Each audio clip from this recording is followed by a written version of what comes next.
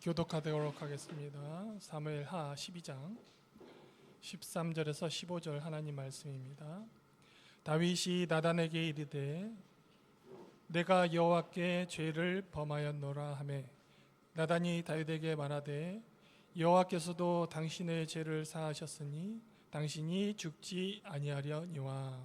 이 일로 말미암아 여호와의 평강을 거리고 당신이 나아가니라 죽으리라 하고 다 같이 있습니다. 나단이 자기 집으로 돌아가니라. 아멘. 하나님의 말씀입니다.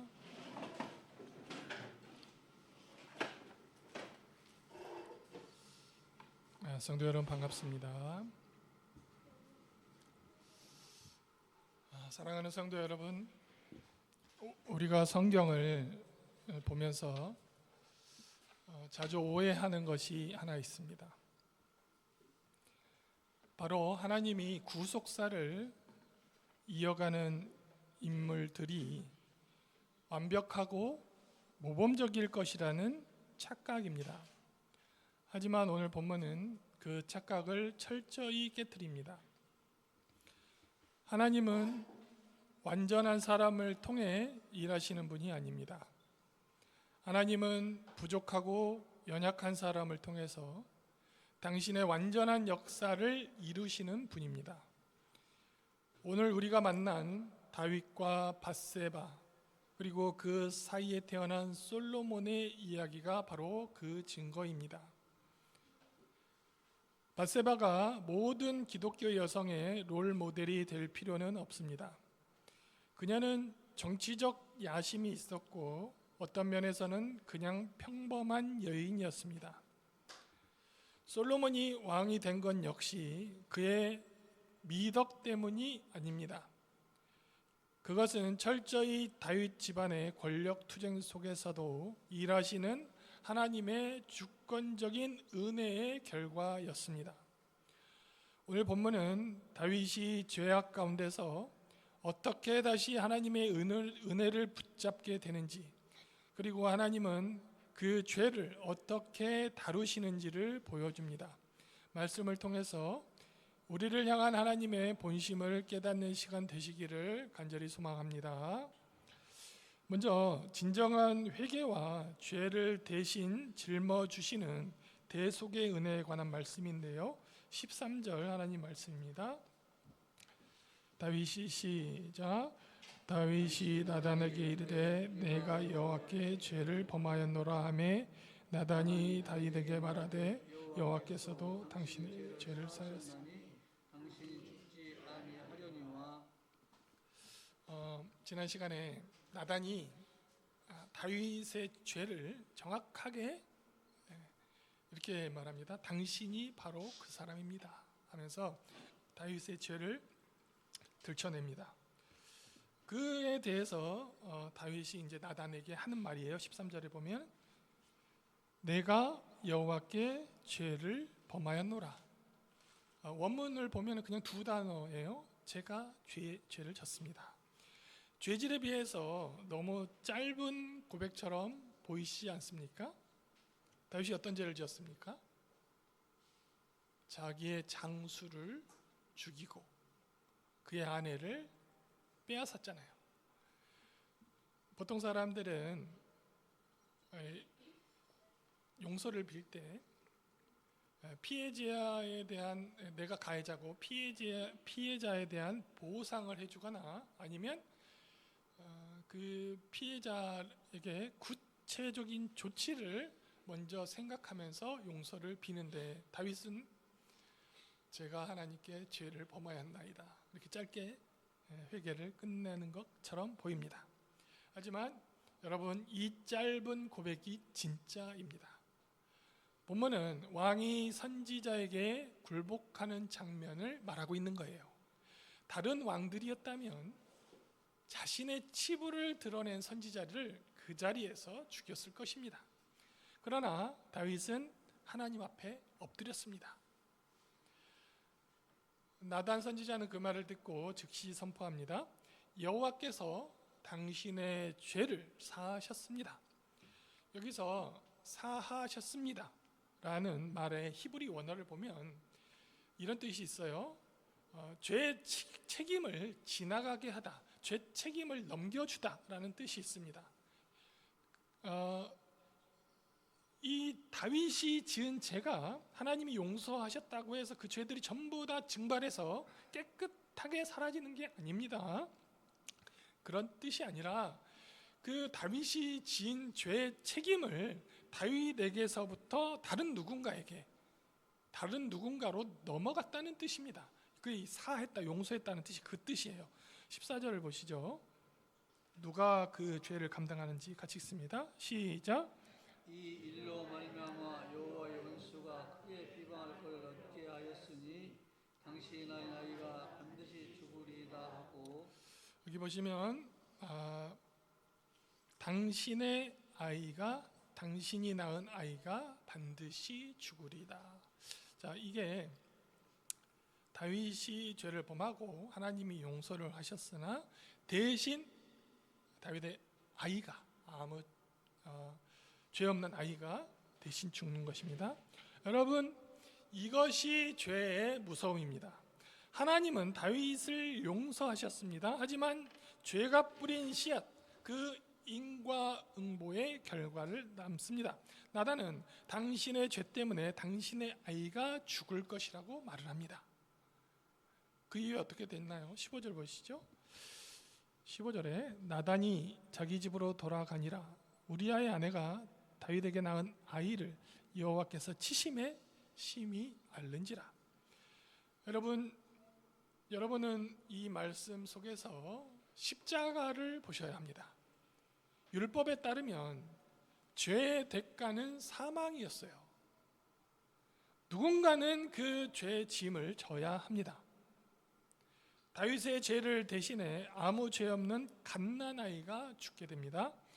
이 아이의 죽음은 장차 우리의 죄를 대신 지고 십자가에서 죽으실 죄 없으신 하나님 아들 예수 그리스도를 예표하고 있습니다. 하나님은 죄를 가볍게 여기시는 분이 아닙니다.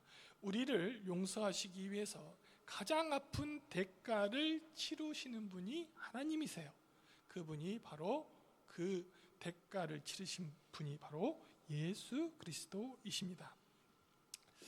아이가 아프기 이제 시작하자 다윗의 태도가 갑자기 돌변하는데요. 16절 보시죠.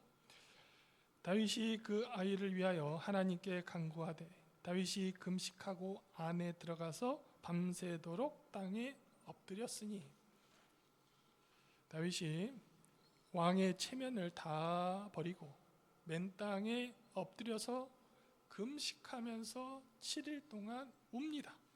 울어요. 왜 그랬을까요? 단순히 아버지가 아이를 잃은 슬픔 때문이었을까요? 아니에요. 다윗은 저 아이가 겪는 저 고통이 바로 내 죄 때문임을 알았던 거예요. 하나님, 차라리 나를 치시지 왜 이 아이입니까? 다윗은 아이의 고통에 동참하면서 철저하게 하나님께 매달리는 중입니다. 그러나 7일 만에 아이가 죽습니다. 신하들은 왕이 더 크게 상심할까 봐 두려워했지만 이후 다윗의 반응은 더 충격적입니다. 20절을 보시면 다윗이 땅에서 일어나 몸을 씻고 기름을 바르고 의복을 갈아입고 여호와의 전에 들어가서 경배하고 왕궁으로 돌아와 명령하여 음식을 그 앞에 차리게 하고 먹은지라. 아이가 죽자마자 다윗은 씻고 옷을 갈아입고 하나님께 예배를 드리고 밥을 먹습니다. 신하들이 묻습니다. 왕이시여, 어찌하여 이러십니까? 어찌하여 아이가 앓을 때는, 아파할 때는 금식하시더니 아이가 죽자마자 어찌 된 일입니까? 이에 대해서 다윗이 다음과 같이 대답합니다. 22절, 23절. 이르되 아이가 살았을 때 내가 금식하고 운 것은 혹시 여호와께서 나를 불쌍히 여기사 아이를 살려주실는지 누가 알까 생각함이거니와. 23절. 지금은 죽었으니 내가 어찌 금식하랴? 내가 다시 돌아오게 할 수 있느냐? 나는 그에게로 가려니와 그는 내게로 돌아오지 아니하리라 하니라. 성도 여러분, 이 말 속에 다윗의 믿음이 있습니다. 다윗의 믿음 첫째는, 하나님은 우리가 간절히 기도하면 들으실 수도 있고 결정하신 일을 돌이키실 수도 있다는 것을 다윗이 믿고 있는 거예요. 그러니까 그렇게 기도했다고 자기 입으로 말을 하잖아요. 그래서 끝까지 다윗이 매달렸던 것입니다. 두 번째로, 그러나 결과가, 하나님이 딱 결과를 정해 주셨을 때는 다윗이 거기에 깨끗이 승복하는 모습을 보여주고 있습니다. 우리 삶 속에서 하나님이 응답하시면 여러분 그냥 순종하면 되는 겁니다. 되돌아서서 다시 한번 미련을 가지고 매달릴 필요가 없는 거예요. 아이의 죽음은 하나님이 내리신 징계이면서 동시에 하나님이 다윗을 속죄하는, 다윗의 죄를 속죄하는 완성이었음을 다윗이 받아들인 것입니다. 다윗이 아이가 죽었을 때 성전에 들어가서 하나님께 경배한 것은 다윗이 정없이 매정한 아버지라서 그런 것이 아닙니다. 다윗이 성전에 들어가서 예배드린 것은, 하나님이 옳습니다. 이제 나의 죄값, 제 죄값이 치러진 것을 믿습니다. 이제 다시는 하나님께 범죄하지 않겠습니다 라고 하나님을 경배한 것입니다. 이런 믿음의 고백을 다윗이 하나님 앞에 가서 올려드린 것입니다. 신앙은 죽은 자를 붙들고 울고 있는 것이 신앙이 아니라 산 자로서 오늘 믿음으로 살아내는 것이 신앙입니다. 이제 하나님께서 그렇게 엎드린 다윗을 위로해 주시는데요. 24절 보시죠. 다윗이 그의 아내 밧세바를 위로하고 그에게 들어가 그와 동침하였더니 그가 아들을 낳음에 그의 이름을 솔로몬이라 하니라. 여호와께서 그를 사랑하사. 밧세바가 두 번째 낳은 아들 이름이 솔로몬입니다. 그 이름의 뜻이 평화라는 뜻입니다. 평화. 다윗 가문에 피 흘림으로 얼룩진 다윗 가문에 비로소 평화가 찾아온 것입니다. 그리고 하나님은 나단 선지자를 보내서 그 아이의 예명을 지어줍니다. 25절 보시면은 선지자 나단을 보내 그의 이름을 여디디아라 하시니 이는 여호와께서 사랑하셨기 때문이더라. 여러분, 여디디아라는 뜻이 여호와께서 사랑하셨다라는 뜻입니다. 여호와께 사랑받는 자라는 뜻이에요. 여러분, 다윗 이름의 뜻이 무엇인 줄 아십니까? 다윗 이름도 사랑받는 자라는 뜻입니다. 그러니까 솔로몬의 이름과 여디디아라는 호칭과 다윗의 이름이 같은 거예요. 이것은 하나님께서 다윗을 아직 버리지 않으셨으며 이 아이를 통해서 다윗의 언약을 이어가시겠다는 확신한 하나님의 사랑의 징표입니다. 하지만 여러분, 성경 어디에도 솔로몬을 여디디아라고 불린 기록이 없어요. 왜 그랬을까요? 다윗과 밧세바는 이 솔로몬의 그 하나님의 사랑에 관한 거창한 이름 때문에 솔로몬이 자라면서 형제들 사이에 정치적인 표적이 될까봐 그 이름을 숨겼어요. 그래서 솔로몬이 장성할 때까지 그 이름을 쓰지 않으면서 보호를 받을 수가 있었어요. 그러나 사람들이 그렇게 부르지 않아도 하나님은 그를 여전히 여디디아로 기억하고 계셨습니다. 다윗 가문의 피의 칼춤이 끝없이 반복되어도 솔로몬은 하나님이 보호하셨습니다. 우리의 삶도 그렇습니다. 세상이 알아주지 않아도 하나님은 회개하고 돌아온 우리를 너는 내 사랑하는 자, 여디디아라고 불러주시는 분이 바로 우리가 믿는 하나님이십니다. 마지막으로 본문은 전쟁터 이야기를 이어서 합니다. 29절 30절을 보시면 다윗이 모든 군사를 모아 랍바로 가서 그곳을 쳐서 점령하고 30절 그 왕의 머리에서 보석 박힌 왕관을 가져오니 다윗이 자기 머리에 쓰니라. 이 전후 상황이 어떻게 되냐면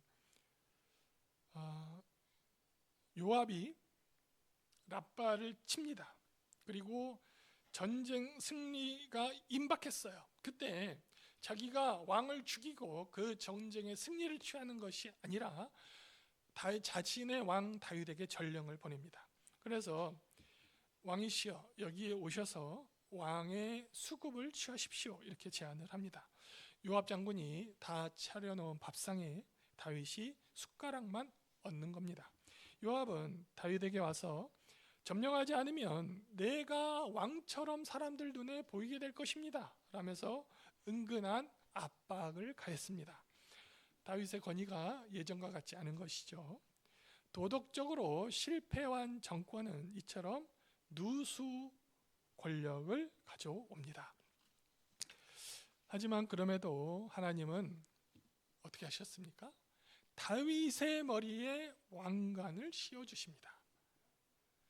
다윗이 잘나서가 아니에요. 하나님은 그를 버리지 않으셨음을, 여전히 이스라엘의 왕은 다윗임을 명확히 사람들 앞에서 확인시켜 주시는 것입니다. 하나님의 사랑이 바로 이렇습니다. 사랑하는 성도 여러분, 말씀을 정리합니다. 사람들은 다윗을 위대한 왕이라고 부르지만 성경은 그를 회개에 능한 사람으로 그리고 있습니다. 그는 완벽하지 않습니다. 치명적인 죄를 지었고 그 대가로 뼈아픈 고통을 겪었습니다. 그러나 그는 자신의 잘못을 인정할 줄 알았고 심판 중에도 하나님 앞에 엎드릴 줄 알았습니다. 하나님이 쓰시는 사람은 죄를 한 번도 안 지은 무결점의 사람이 아닙니다. 넘어졌을 때 십자가를 붙들고 다시 일어나는 사람, 바로 회개하는 사람을 하나님이 들어서 쓰십니다. 회개는 단순히 후회가 아니에요. 내가 죄인입니다 라고 하나님께 고백하고 삶의 방향을 틀어서 하나님께로 다시 돌아가는 것이 회개입니다. 하나님은 그런 자에게 인생의 두 번째 기회를 주시는 자비로우신 분입니다. 혹시 이 자리에서 실패와 죄책감으로 무너지신 분이 계십니까? 나는 이제 끝났다고 생각하시는 분이 계십니까?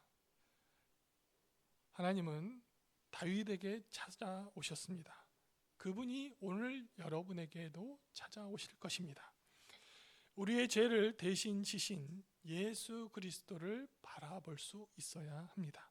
그리고 다윗처럼 하나님께 정직하게 고백합시다. 그때 하나님은 우리의 슬픔이 변하여 춤이 되게 하시고 우리를 다시 나의 여디디아야 하나님의 사랑하는 자로 세워주실 것입니다. 이 은혜가 저와 여러분 삶에 가득하기를 주님의 이름으로 축복합니다. 제가 기도하겠습니다. 사랑의 하나님 감사합니다. 다윗의 허물을 덮어주시고 그에게 소중한 솔로몬을 주신 하나님을 찬송합니다. 우리를 구원하시겠다고 약속하신 하나님의 언약을 붙듭니다. 설령 우리가 넘어져서 죄를 범했을 때 하나님 앞에 회개할 수 있도록 귀한 마음